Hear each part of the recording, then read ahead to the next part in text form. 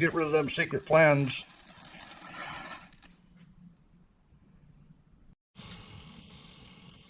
So in review, you see how well this gasifier works with a small PC fan. And when it burns down enough, it definitely shows gasification around the outer edge. So if you like my other gasifying stove, you're going to really like this one. This was an experimental one that I made, and it was powered by a PC fan. I made this years and years ago, at least 10 years ago. I have nails here to hold the pot up, and this doesn't choke up having the pot down low because it gets us air from here rather than that vortex that has to go down to get inside the burn chamber. So this one works much better, and it does have a different cone in it. I'll show you. So I'll get this all pulled apart, and we'll look inside. So, just like a paint can, you gotta lift that lid. Looks like something bumped into it there where it's been in storage. You see the ring that I made, and here's the can that was inside. Now, for the top secret part, let me show you. So you'll remember in my other one, it had that colander to get the air to rush past the bottom, pulling the smoke down to come up the inside. Well, you see here what I've made. This is just a piece of tin, and it's riveted right down in the center. So in other words, I made a circle. So as you see here, this would be the circle like I used. The line there, I cut it, and then I put it around, making more of a funnel shape. And then on the edges, I went ahead and cut those wings to get it to swirl around. This thing worked great. The only problem was you had to have a battery to run this little PC fan. So I'll go ahead and quickly use the Aztec method for marking how far in I want those flares. And why do we call it the Aztec method? Because it's got sharps all the way around the edge. So let's go ahead and cut that out. So I'll be using my yellow handled metal snips. And the yellow handled does a right hand curve. So you see on the right hand it drops below. The red one, red handled, will flip it the other way. But I found this one in the drawer first, so who cares? Now that you have that cut, what you're going to do is start bending it around where it overlaps, making a funnel.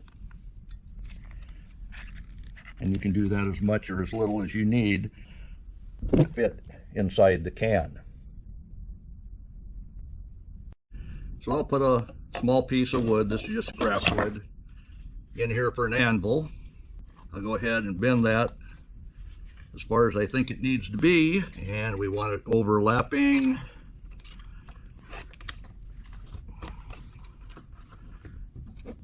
There we go. So we've got holes in both of them. Now we go ahead and throw a screw in or even a rivet. So that rivet has to fit in that hole, and I've just marked it. We'll go just a little bit more with that nail. And because it is a squared off end, we'll just rotate that until the rivet fits in that hole. A little bit more.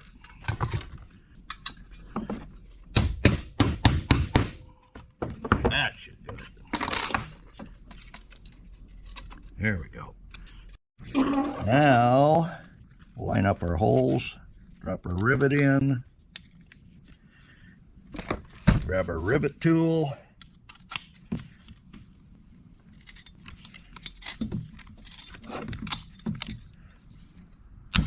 there we go. That part's taken care of, so it'll stay in that shape. Now we can go ahead and cut the fins. like you see inside here. So we'll go ahead and cut those about 1 inch. You can experiment. You can do them every 2 inch. Is this mission critical that it has to be every exact 1 inch? Nope. When you're dealing with fire, fire does what it wants to do. So because I use the yellow one, and the yellow one cuts to the right, it leaves a automatic hole that's easier to pick up on the right side of that cut. And I'm just opening them up a little bit, leaving the other side down. You can experiment with how much that does for you. I'm just showing you how I made the one 10 years ago. So you can do this too. Impress all your friends. So like I said, one thing I did on this one is I drilled down through the center, marked out the center of the can. You can't see it under the fan here, but I put a rivet down through the bottom into the bottom of the outer can. So I put this tape on to keep the PC fan in. As you can see, this is what it was. It sucks in air here and blows it out here. This has the heat shield on it, and I figured, why not leave that? That will help direct some of the air. So most of these fans, they're 4 volt, and I have a 6 volt battery here. This was out of like an emergency light. Maybe you've got one of these in your garage door opener in case of the power outage. But that's what I'm powering this with. You can hear it rattle. It's been a while since this thing has been run, but you can see it runs off of that 6 volt battery, and I feel air coming out the fins here. That's what I wanted to make sure before we continued with this. Now you do have to get the air to go up inside, so you're going to have to cut a hole in the bottom. But what did I rivet it to, you wonder? Well, let me get my art out once again. So at the bottom of that can, as you see here, I made 4 points 90 degrees apart. This way I could leave the center in, so all of this is still the bottom of that can, and I cut all these out. That way the cone can be riveted into the bottom, and the air can get up inside to touch the bottom of that cone to push the air up around the side. So now that you know my secrets, let's go ahead and put this together and show you how well it works. So like I told you, this tin I made for the bottom fit this, so it would just slide in. So that way if it got too hot and I needed to pull it, that would be an easy thing to do. Let it continue with just air coming up the center. Obviously, having the fan will force that fire to release the energy it needs. So this one only has the holes on the bottom of the inner container, and then I used a hole punch, a metal hole punch, to punch those out. So apparently I tried riveting that on at one time, and I see rivets in this as well.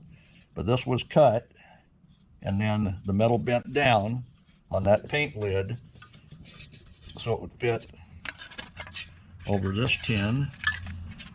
And just like shark teeth, it only wants to go on one way. It doesn't want to let it slide back the other. So that's what I'm doing here, is getting it pushed in from the bottom and dropped all the way down.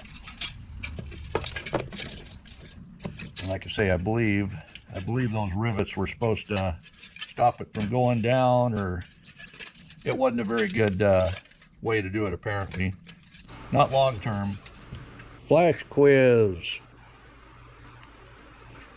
How should we hold the top rim to the inner can? A, hot glue. Oh yeah, we're gonna need lots of that hot glue on there. B, wrap wire around the rim of the can. I'm thinking that's gonna be a good idea right there. Got some of that muffler wire. C, cut metal strips to use as clamps from the holes to the top. I think that'll hold it up. We're going to need 3 of them though.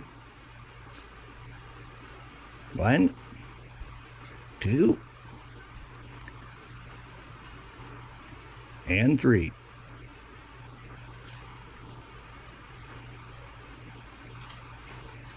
Now put it in place. Let's check this thing out.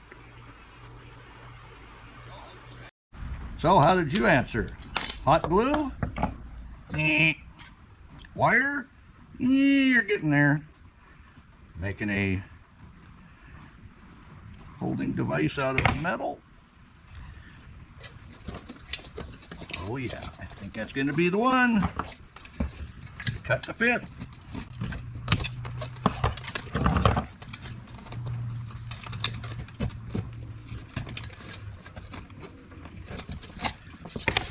I ain't gonna slide off. So we got the 3 points on. Let's go ahead and put this together now. Let's see if we can't get that to stay in place. Oh yeah. I'm liking that. What do you think? Well, thank you for helping me figure out how to keep that inner burn chamber from falling back inside. So now I've already figured out to keep that in. We'll just put some tape on it. It's fine. That other tape never burned off of there. Why? Because as long as that fan is running, it keeps everything cool. It's when that fan dies, you better pull that fan out of there. And what better way than with a piece of tape holding it in. So I just quickly soldered on some alligator clips. So that's easy enough to turn on and off now. This battery doesn't care what direction it is.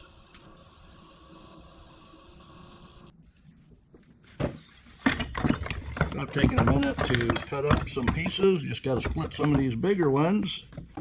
But we'll get this loaded up. So I've had this elk ridge for a while. I've taken it to scout camp. And they kind of laughed at me. Let me get you a real axe. Well, if you know how to use it, and it's not like that. Now you would take another piece of wood, so I'll demonstrate with the back side of the hammer here. That's how you use these kind of axes. You don't need that big handled thing. So if you don't want a baton with your knife, having a hand-size axe makes that easy. So now that we have our repairs done on this little gasifier,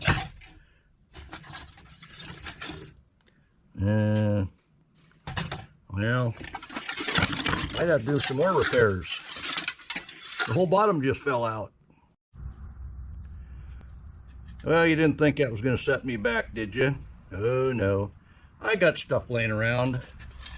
We can make us a very nice bottom. We'll drop that down inside after we get it cut out. So this got to fit in the inside of that can.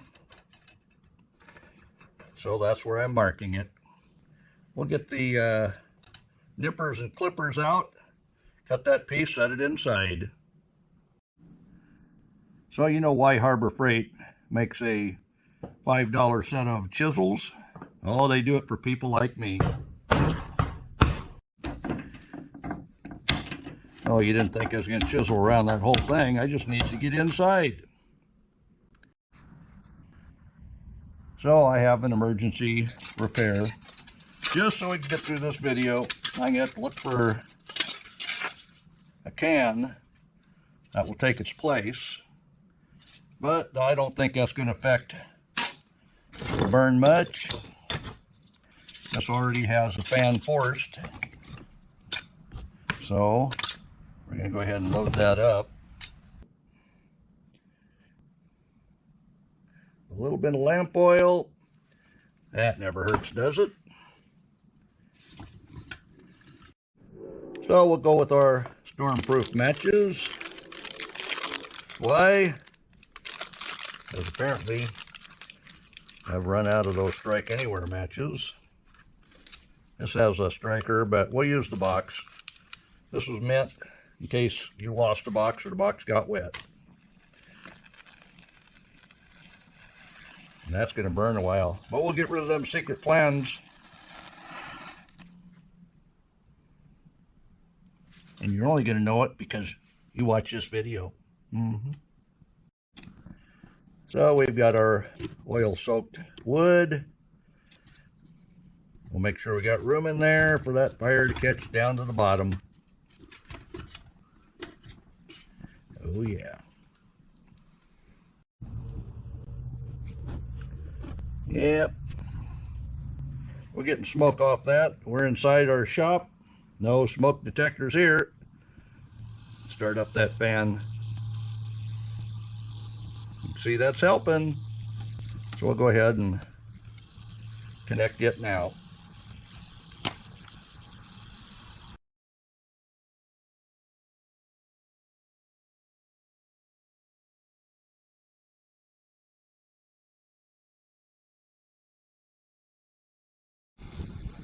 So I have a board over the fan that will control how much air we get. Let's go ahead and open that up so you can see what that flame will do. That's at full tilt there.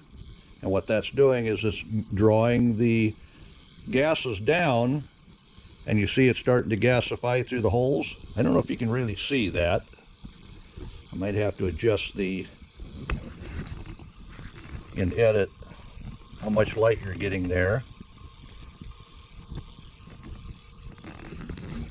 Then I'll go ahead and cover that fan again.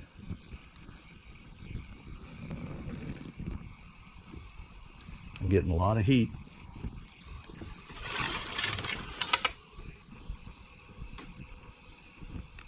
And in the shop, I've got smoke around. That's all right. This is a shop.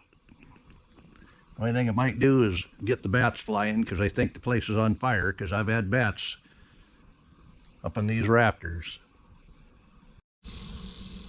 So this flame has been going 5 minutes.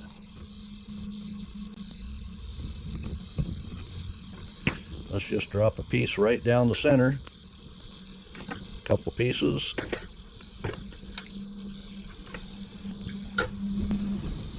And you can see we are gasifying around the whole edge at the 5-minute mark. So in review, you see how well this gasifier works with a small PC fan.